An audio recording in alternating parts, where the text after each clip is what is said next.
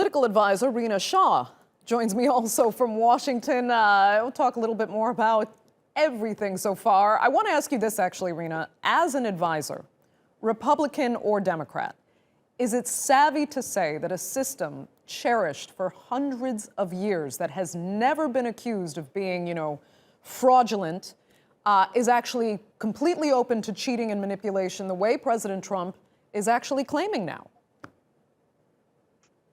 I think what we saw last night from the president was a vicious attack on American democracy.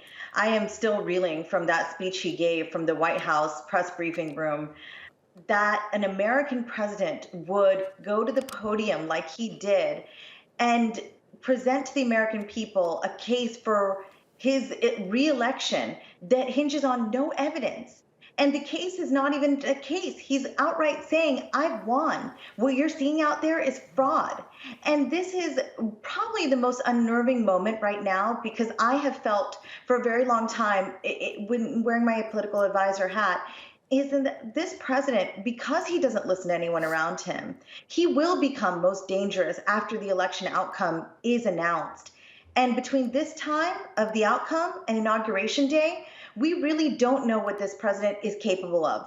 We know that he can continue to install people. He can continue to call into question really the validity of everything as he continues to. Look, he told us he was going to do this. So we're not that surprised that he's acting this way right now.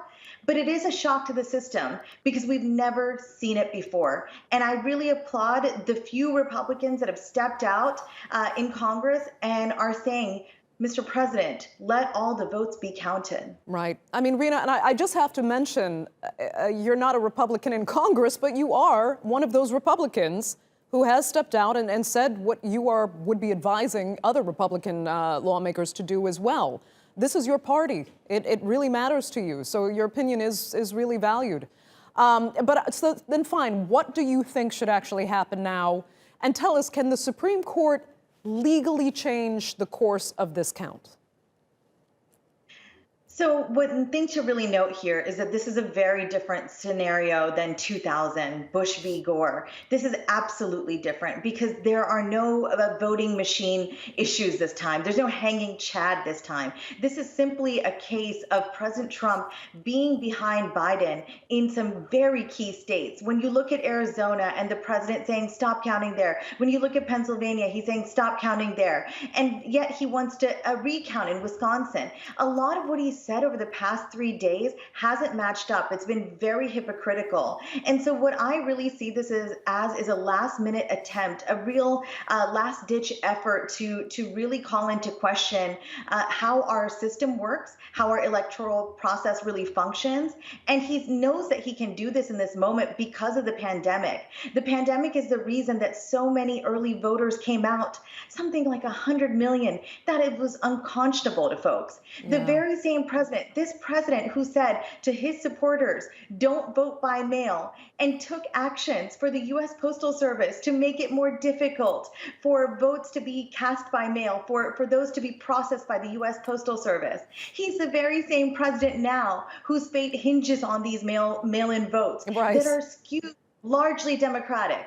So we're in a moment of, honestly, much confusion. And I would advise the president to sit back, keep his mouth shut for a while, let this process play out, and we will come to a conclusion. And he must respect that. Let the process have some dignity.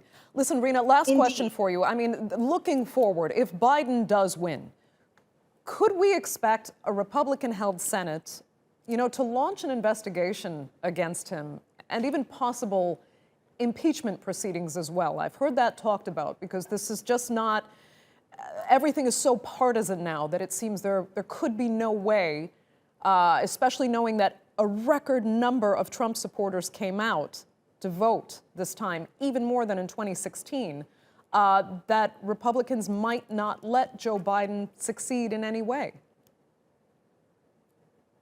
Well, one thing to really look back at as is the 4 years that the Republicans in Congress have been conducting themselves in the House. They have really tried to bring the Democrats to task on so many things, and they continue to. If you really look at the past month, you see so much conspiracy theory, things that are not rooted in fact. So we can 100% expect that Republicans in Congress want to call into question the character and integrity of Joe Biden, though I don't believe this race was about him as a person. It was not about his son, Hunter Biden. This is not about the children of President Trump. That's what people are doing to distract from the issues at hand, from the decency and dignity that Joe Biden has shown over 4 decades in public life.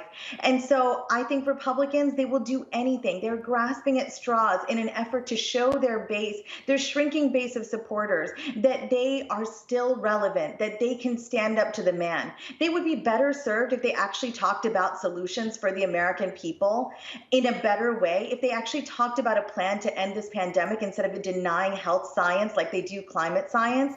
The party would be better served if they actually made more than an 11th hour effort to get to Gen Z voters and to minority voters, kids of immigrants like myself.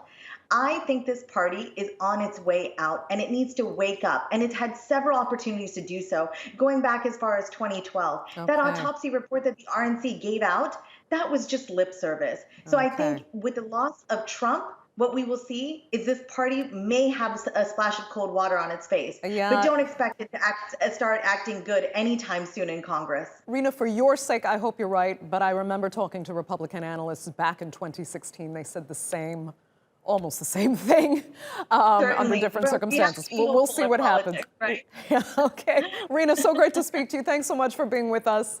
We really, really appreciate it.